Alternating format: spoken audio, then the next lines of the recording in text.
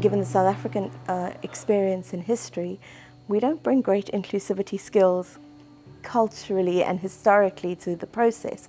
So there is nothing in the training process for an academic, for most academics, that would make them feel confident of their ability to teach or to teach in ways that are inclusive. So I think often the inclusivity agenda gets or the inclusivity challenges get pushed away because we don't have the tools to deal with them. So the idea of this masterclass was a conversation between educators from the UK and educators from South Africa as to how diversity and inclusivity could be played out in the curriculum. It's very much context dependent, so looking at what's similar, what's different, and trying to share some ideas about how we can actually think about making sure that what we provide for our engineering graduates is an inclusive education. We are sharing our experience in South Africa with our colleagues in the UK to identify those people or learners who feel they are excluded in inclusive education, and what could be the causes and what needs to be done in order for them to feel accommodated. So in this masterclass, what we're trying to do is to help our lecturers and our staff find a way to connect with their real self and to connect with their students' real self in an attempt to help everybody feel like they belong. The workshop so far has been fantastic. The level of debate and sharing of ideas, sharing of knowledge and experience has been really enlightening to see how, in many ways, there's similar issues, but also very different context-dependent issues as to what it requires for the students we have to make our education inclusive. It's been really exciting and informative to be here having these conversations over the past 2 days with people about how they can generate new ideas, new ways of being more inclusive in their classrooms and restructuring their curricula to be more inclusive. Getting to speak to colleagues and hear from their experiences, it's been so enlightening, and learning about what inclusivity actually means, what it is.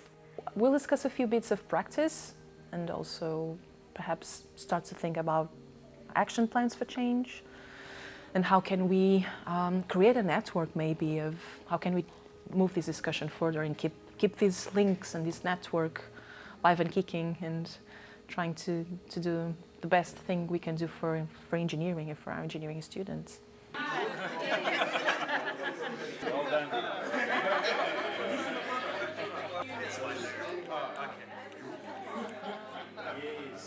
I think one of the very interesting things that has come out of some of this discussion is how we work within our context, and so the policies, whether it's the engineering councils, the accreditation bodies that frame the sort of work we do, really should or could drive, but also can stifle developments depending on often very subtle framings of how education should be provided.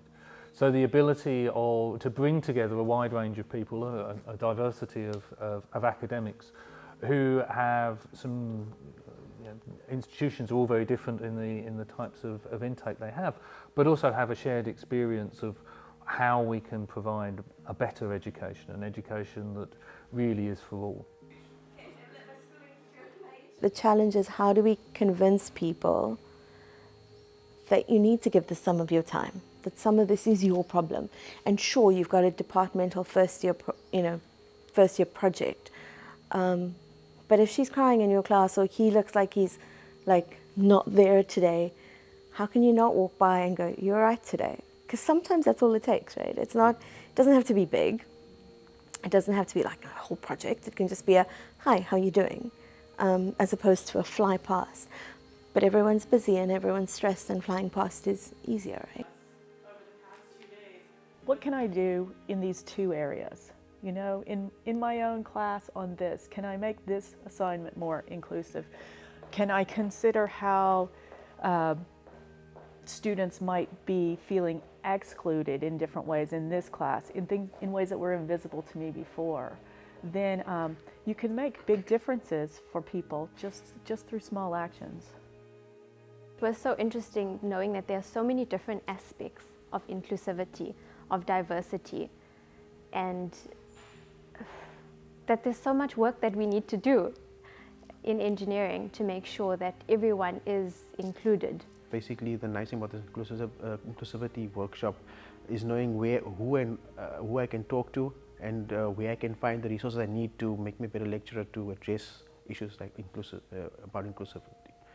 How many hundreds of engineering education lecturers are there?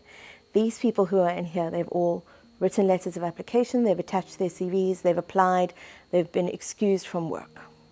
Some of them have taken academic leave, like in the same way that you would for a conference or something, but other people have taken personal leave and have come here of their own accord. They're the choir. I always talk about, like, in teaching you have the choir. They're the choir. And while it's fantastic to have the choir here, there are all those backbenchers who are back there in departments who are just like, listen, this is not my problem, I'm not ready for this. I can't deal.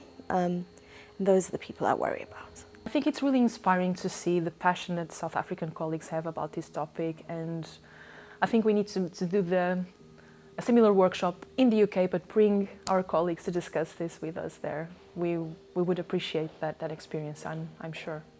To me, that was also indirectly a motivation for the future to now see where I can, that it is possible to include these things, and that each one of us can do it. And if we learn from each other what each one have done, then I think we will be winners in future.